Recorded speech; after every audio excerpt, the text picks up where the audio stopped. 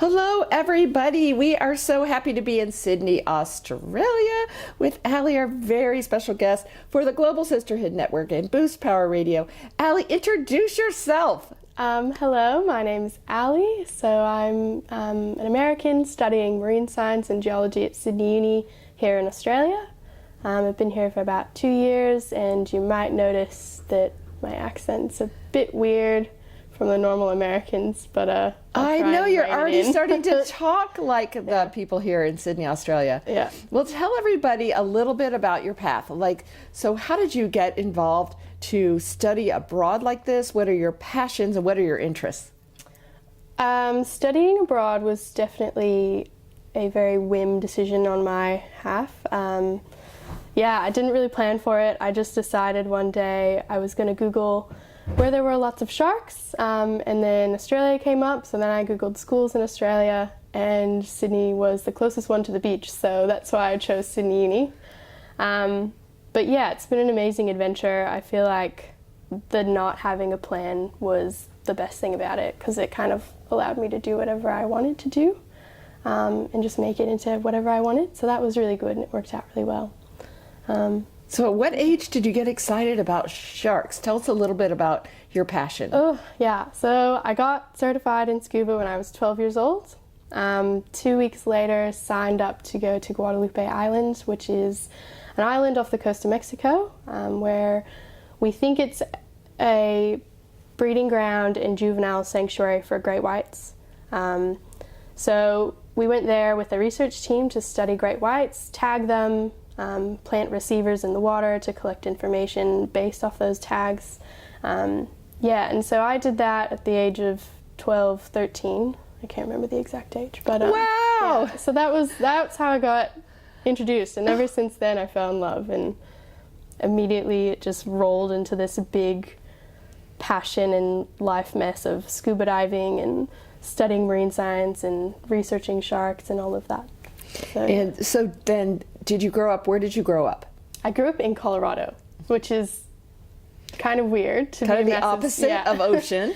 Fun fact, we do have the most divers per capita in Colorado out of anywhere in the US. So, yeah, I guess Coloradans just love adventure sports, but yeah, it is kind of weird. A lot of my family's from Texas though, so we spent most of the summers in Texas by the beach and fishing, swimming, all of that. Kind of got the love for water thing going on. Yeah, and my dad's a diver, my uncle's a diver, a lot of my family dives, so nice. It's kind of a family thing. Nice. Well, I know about you, a fun fact is that you had a very curious job when you were in Denver, Colorado. Yes. So tell everyone about being a mermaid. Yeah, I didn't do that for too long, but I was a part of the aquarium program, so we did diving in the aquarium, and that's how I got involved with the aquarium. I also then was involved in the Mermaid program there, which is where we put on these big mermaid tails and we go swimming in the tanks and pretend to be mermaids for the kids, and we do these little shows. So that was really fun. It's really hard work, so if you do ever see a mermaid in an aquarium, show them a bit of appreciation, because it's very tiring, and those tails are heavy. See the inside mermaid scoop, everyone. Yes. Yeah, I didn't do that for very long, but I wish I could. Every now and then I miss just being able to have a tail and feeling like a real mermaid. It was kind of a fun fairy tale for a minute. Oh, fun, yeah. Allie. That is so much fun. So people listening to the show are curious about the path and where you made choices, and it sounds like you were extremely motivated to do such amazing things when you were young. Yeah. Yeah. And what caused you to not pick the traditional, the kids are just hanging out, they're at high school, and here you are off in the islands doing this real work. What was it that kind of made you tick or got you excited? Oh, I feel like it was my parents, definitely. My dad he was so poor, he lived secretly in his office when he was working, and he'd, blow up a mattress at night and take a sink shower. And my mom ate eggs on toast every day because she couldn't afford anything else, and lived in a trailer park. So I feel like what my understanding was, bust your ass, you know, when you're a kid, and learn everything you can and do everything you can, and then you'll be able to have a great life and it'll be full of stuff. And I just feel like that's what my parents taught me. Nice. When I was little, so Nice. I don't know. Yeah. And I just enjoyed it. Like I enjoyed everything I did. I can't say that, I mean, working in an aquarium was a really fun job, and working at the Chocolate Therapist was a really great job. Chocolate and fish, like. That's right. I couldn't have loved it more, so yeah. It was, And what is so how long will it take? Tell us a little bit about your degree that you're studying here in Sydney. that is only 3 years, so I'm on my last year, thank God, halfway through this first semester. Yeah, and then after that, I'll graduate in April of 2020, I think is the graduation date, but I'll have a degree in marine science and geology, so, which strangely enough people don't realize, but they go really well together, so hopefully I can do some type of coastal management. Yeah, what would be your dream job?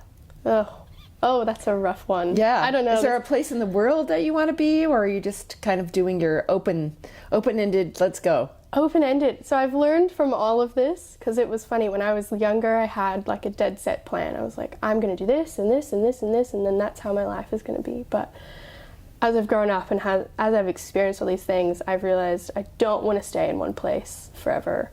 I want to keep going around and experiencing new things, and I definitely don't want to do the same job forever, because there's so many things I do want to do with my life. So I feel like just settling for one thing isn't going to be enough. So hopefully there's multiple things happening in the future. Yes, yes. And do you have interest in staying down here in Australia? Or you just, again, that's very open-ended? I do love Australia, and it is definitely home now, but it's really far from the family, so I feel like if I do stay here, it might only be for another few years, and then I might go back to the US for a while, or Central America, South America, somewhere a little closer, so it's a bit more accessible to see them and not so expensive. Yes, we get that. On behalf of moms everywhere, they're all saying, oh, thank you, Allie, that's the right answer. Yeah. Thank you. We also always ask, when it was tough, what did you learn? So was there ever a time along all these big adventures that it was, either scary, or you doubted yourself, or was there a time you learned some lessons? Definitely. Doing a lot of what I've done, and like traveling by yourself, is one of the big times I've felt, oh shit, what am I doing? Pardon my French, but that's just what was going through my head, and I can't do this. But you just have to relax for a few minutes and be like, no, it's fine. I've just got to do one foot in front of the other, and you eventually figure it out, because that's just what life is. It's all these little hurdles, and you just keep jumping and jumping and jumping, and with practice it gets easier. So you figure out how to do all this stuff on your own.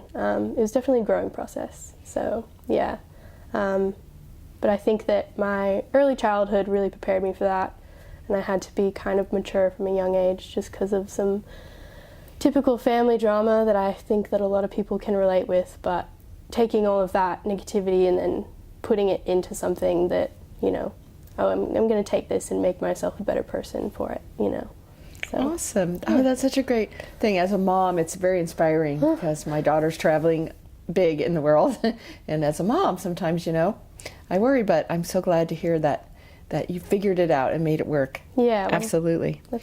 That's what we gotta do. You just gotta let us, that's what I told my parents when I was like, oh, I'm gonna go travel Europe by myself for 3 months. They were like, no. I was like, I'm gonna do it either way, so if you can just support me. And how old were you when you traveled Europe by yourself? I was 17, 18, yeah.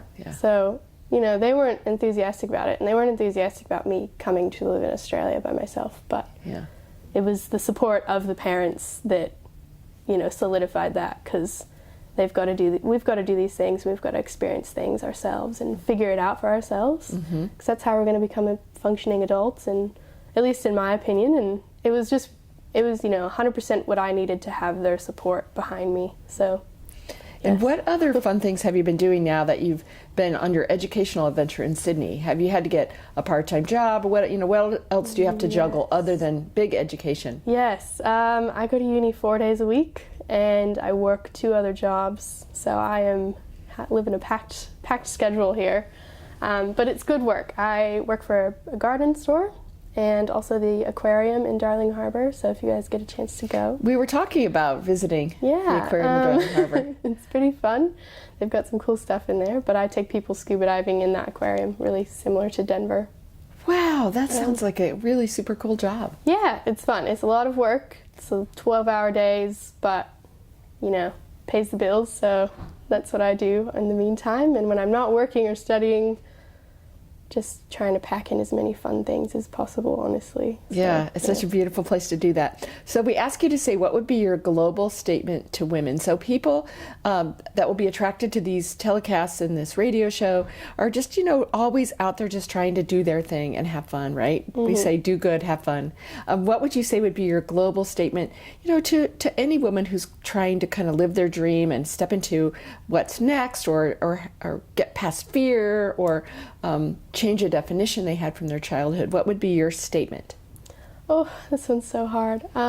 Definitely, it's so cliche, but you know, you can do anything. And honestly, that's what I found, is you can make anything possible. It's just you're going to have to work your butt off for it. So if you're willing to work, then you can make whatever you want of your life, and that's what I've found has worked. So perfect. And tell people what your contact information is, in case they're inspired, or they need a mermaid, or they have a really good job somewhere in the world and they want a talented, amazing person to help them. Lovely. Yes, please contact me. I'm on Facebook, which is great. So my name's just Ali, A-L-I, Oswald, O-S-W-A-L-D.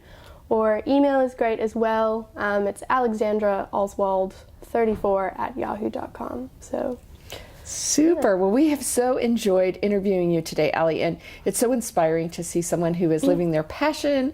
They're doing it in the big, big world, and we're just so happy to have you as part of this, and thank you for donating to the Sock It To 'Em Sock campaign that we're helping to leave some really good global good down here in Sydney. So thanks for being on the show today, and we look forward to having you back in a couple years so we get you out of uni.